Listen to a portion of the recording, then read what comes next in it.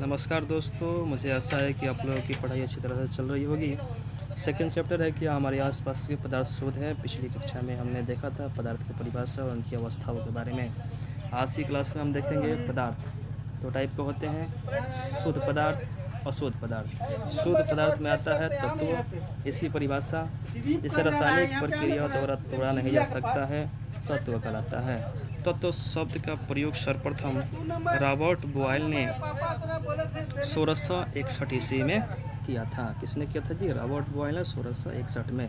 सबसे पहले इसकी परिभाषा फ्रांस के एक वैज्ञानिक थे एंटोनी वान लेजेंड ने दिया था। आवर्त सारणी में कुल तत्वों की संख्या 118 है, जिसमें प्रकृति में 94 है, गैसीय अवस्था में 11 है, द्रव अवस्था में 2 है, जिसका नाम है पारा और ब्रोमीन। तत्वों को 3 टाइप में बांटा गया है। फर्स्ट टाइप है धातु, अधातु और उपधातु। धातु के बारे में जानते हैं, इनकी विशेषता है। धातु जो होते हैं वो चमकीले होते हैं, ताप एवं विद्युत के सुचालक होते हैं। तो सबसे अधिक सुचालक धातु कौन सी है जी? तो चांदी है। धातु भी जो होते हैं तन्य होते हैं, यानी तार के रूप में इसको फैला सकते हैं, यानी तार के रूप में इसको खींच सकते हैं। तो सबसे अधिक तन्य धातु कौन सी है जी? सोना है। कौन सी है जी? सोना है। धातुएं आघातवर्धनीय होते हैं। तो सबसे अधिक आघातवर्धनीय धातु कौन सी है जी? Au यानी सोना है। धातुएं को पीटने पर एक अलग सी ध्वनि उत्पन्न होती है, जिसे प्रतिध्वनिपूर्ण है। धातुएं क्या है? प्रतिध्वनिपूर्ण है। एग्जाम्पल देखते हैं, औरम यानी सोना, चांदी अर्जेंटिनम, क्यूप्रम, फेरम, पोटेशियम, मैग्नीशियम धातु के एग्जाम्पल है। पारा धातु होते हुए भी कमरे के तापमान पर द्रव अवस्था में पाया जाता है। गैलियम तथा सीजियम कमरे के ताप यानी 303 केल्विन से कुछ अधिक ताप पर द्रव अवस्था में पाया जाता है। जानते हैं किसके बारे में जी? उपधातु के बारे में जानते हैं। उपधातु नहीं, पहले जानते हैं अधातु के बारे में। इनके रंग विभिन्न होते हैं, ताप एवं विद्युत के सुचालक होते हैं। अपवाद के रूप में ग्रेफाइट ये अधातु होते हुए भी विद्युत के कुछ सुचालक है। ब्रोमीन अधातु द्रव अवस्था में पाया जाता है। आयोडीन ये चमकीली होती है, एकमात्र ऐसी अधातु जो चमकीली होती है। नेक्स्ट है उपधातु के बारे में। आवर्त सारणी में कुल उपधातुओं की संख्या कितनी है जी? कुल 7 है।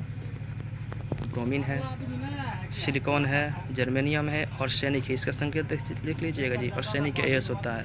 एंटीमनी है, टेलोरियम है, पोलेनियम है। तो सबसे अधिक समस्थानिक वाला तत्व कौन सा है जी?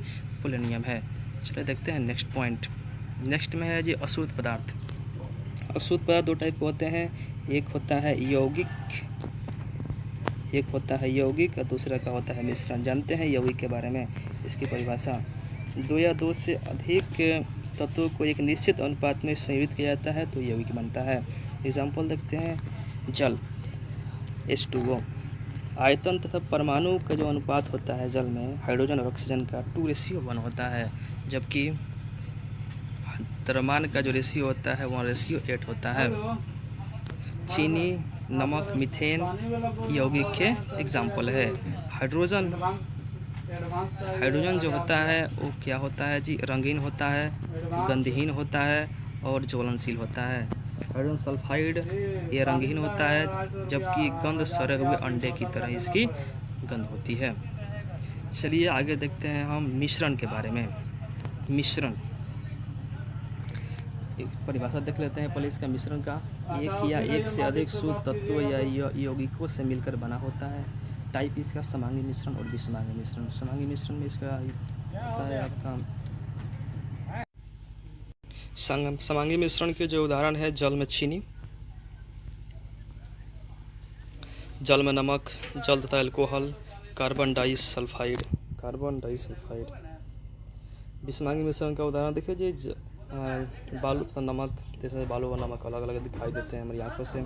चीनी तथा नमक ये किसी कण अलग अलग दिखाई देते हैं। लकड़ी, रक्त, तेल में जल, ये जी विषमांगी मिश्रण का उदाहरण है।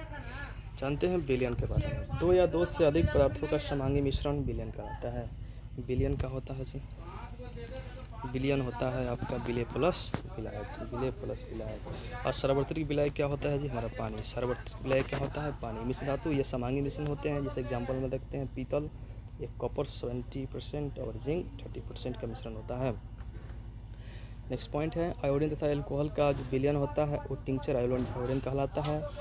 सोडा वाटर में कार्बन डाइऑक्साइड विलय तथा जल विलायक होता है। वायु ऑक्सीजन 21%, नाइट्रोजन 78% होता है। इसमें नाइट्रोजन को वायु का विलायक कहा जाता है। किसको जी? नाइट्रोजन को वायु का विलायक कहा जाता है। विलयन के गुण, ये समांगी मिश्रण है। विलयन कण का आकार 1 नैनोमीटर या 10⁻⁻⁹ भी इससे भी छोटा होता है, जिसे आँखों से नहीं देखा जा सकता है। विलयन के कण को आँखों से देखा नहीं जा सकता है। टिंडल प्रभाव नहीं दर्शाते हैं, यानी विलयन के कण टिंडल प्रभाव नहीं दर्शाते हैं। इसका मतलब इसके कण जो होते हैं प्रकाश के किरण पड़ने पर प्रकाश की किरण नहीं छितराता है। ठीक है, नेक्स्ट पॉइंट देखते हैं। एक न्यूमेरिकल जो बहुत महत्वपूर्ण है, एग्ज़ाम में हमेशा आता रहता है, न्यूमेरिकल है। एक बिलियन के 320 ग्राम विलायक जल में 40 ग्राम नमक विलय है। विलयन की सांद्रता ज्ञात कीजिए। देखिए सांद्रता ज्ञात करना है तो हमें विलय क्या है जी? तो 40 ग्राम, विलय 40 ग्राम है और नीचे रखते हैं विलयन, तो विलय प्लस विलायक, तो विलय कितना है 40 और विलायक कितना है 320। सबको ऐड करके हमको परसेंटेज में निकालना है तो 100 से मल्टीप्लाई कर देंगे तो कितना हो जाएगा 11.11%। चलिए देखते हैं निलंबन के बारे में जानते हैं। किसके बारे में जी? निलंबन के बारे में। निलंबन ये क्या है जी? ये भी विषमांगी मिश्रण है। इसे आँखों से देखा जा सकता है। टिनल प्रभाव दिखाते हैं, यानी इससे कण जो होते हैं जब सूर्य का प्रकाश पड़ता है तो ये कण सूर्य के प्रकाश को छितरा देता है। ठीक है, नेक्स्ट पॉइंट है आपका कोलाइड विलयन। क्या है जी? कोलाइड विलयन। तो कोलाइड विलयन जो इसके कणों का आकार होता है वो बहुत छोटा होता है निलंबन की तुलना में। ठीक है, इसलिए इसका मिश्रण जो होता है ये समांगी प्रतीत होता है। क्या जी? समांगी प्रतीत होता है, बट वास्तविक रूप से ये विषमांगी मिश्रण है। इसके कण आँख से नहीं देखे जा सकते हैं, ये टिनल प्रभाव दर्शाते हैं। नेक्स्ट है कॉपर सल्फेट का विलयन टिनल प्रभाव नहीं दर्शाता है। किसका जी? कॉपर सल्फेट का विलयन टिनल प्रभाव नहीं दर्शाता है। दूध तथा पानी का मिश्रण टिनल प्रभाव दर्शाता है। जैसे एग्जाम में आएगा कि कौन सा जो है जो टिनल प्रभाव दर्शाता है, कौन सा नहीं दर्शाता है। ठीक है, आप चुन लीजिएगा वहाँ से। नेक्स्ट है आपका कोलाइड विलयन के कण को छानन विधि द्वारा अलग नहीं किया जा सकता है। इसको अलग करने के लिए आपको कौन सी विधि दीजिए? अपकेंद्रीय विधि का यूज़ करना पड़ेगा। नोट, दूध से मक्खन निकालने के लिए किस विधि का यूज़ करते हैं? अपकेंद्रीय। निकालने पर जो शेष दूध का क्या होता है? घनत्व बढ़ जाता है, कम नहीं होता है। क्या होता है? बढ़ जाता है। लास्ट पॉइंट है आज का लास्ट पॉइंट है मोमबत्ती की जलने की जो प्रक्रिया होती है वो कौन सी प्रक्रिया होती है? ये भौतिक और रसायन दोनों प्रक्रिया होती है। क्या होती है जी? भौतिक और रसायन दोनों प्रक्रिया होती है।